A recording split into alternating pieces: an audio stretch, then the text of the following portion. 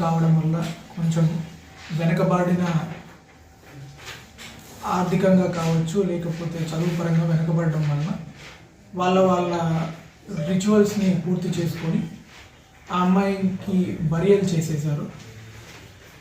తర్వాత వాళ్ళు ఊళ్ళో విచారించుకున్న తర్వాత ఇలా మా పాప అందరినీ చాలా చక్కగా లీడర్గా వ్యవహరిస్తూ అందరినీ మిగిలిన చిన్నపిల్లలను అందరినీ స్కూల్కి కూడా తీసుకెళ్లేదు ఆ పాప.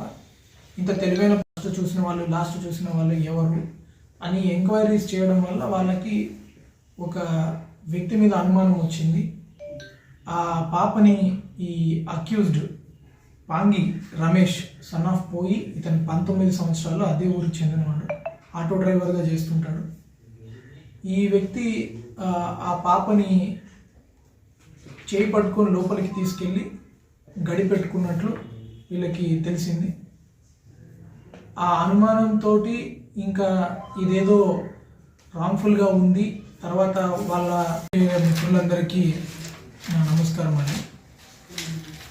ఈ మధ్య మన జీకే వీధి మండలంలో ఒక మారుమూల గ్రామంలో ఒక దురదృష్టమైన ఘటన జరిగింది. ఆ ఘటనలో ఈ 2 జనవరి 2024 ఈ కొత్త సంవత్సరంలో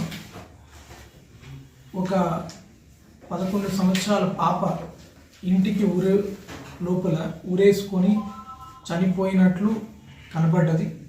మొదట్లో పేరెంట్స్ ఆ అమ్మాయి ఏదో కారణాల వల్ల ఆత్మహత్య చేసుకుందని భావించారు. ప్రాసెస్లోనే ఆ అమ్మాయిని ఆ టైంలో ఎవరు చూశారు?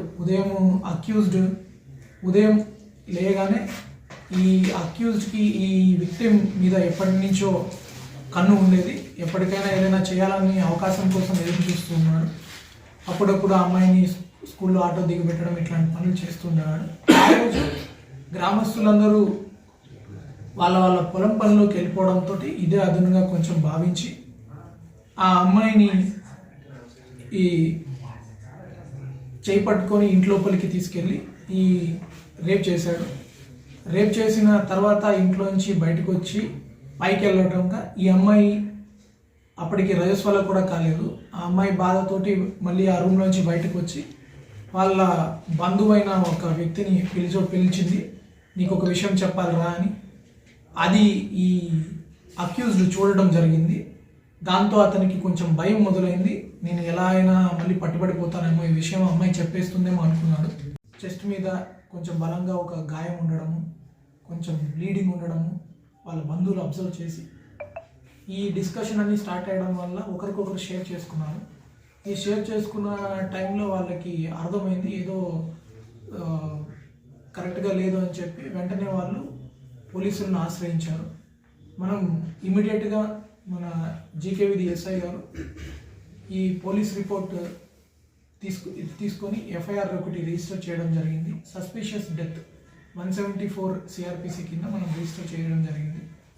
దాని తర్వాత ఈ బాడీని ఆల్రెడీ బరియల్ చేయడం వల్ల మన జీకే వీధి ఎంఆర్ఓ ఎగ్జిక్యూటివ్ మ్యాజిస్ట్రేట్ సమక్షంలో ఒక టీమ్ ఆఫ్ డాక్టర్స్ని కూడా తీసుకుని అలాంగ్ విత్ క్లూజ్ టీమ్స్ వెళ్ళి ఈ ఎగ్జిబిషన్ కండక్ట్ చేసి ఆ పూడ్చిపెట్టిన బాడీని బయటికి తీశారు. బయటికి తీసి పోస్ట్ మార్టం కండక్ట్ చేశారు. ఆ పోస్ట్ మార్టంలో రిపోర్ట్ ఒక ఇండికేషన్ వచ్చింది. ఇట్లా ఆ అమ్మాయి చనిపోవడానికి కారణం సూసైడల్ హ్యాంగింగ్ కాదు, కొంచెం ఎవరో స్ట్రాంగులేట్ చేసినట్లు. తర్వాత వెజైనల్ బ్లీడింగ్ చూడడం వల్ల ఏదైనా ఫోర్స్ఫుల్ సెక్షువల్ యాక్ట్ జరిగినట్లు గుర్తించి దాన్ని రేప్ అండ్ మర్డర్ కింద ఇన్వెస్టిగేషన్ చేయడం స్టార్ట్ చేసినాము.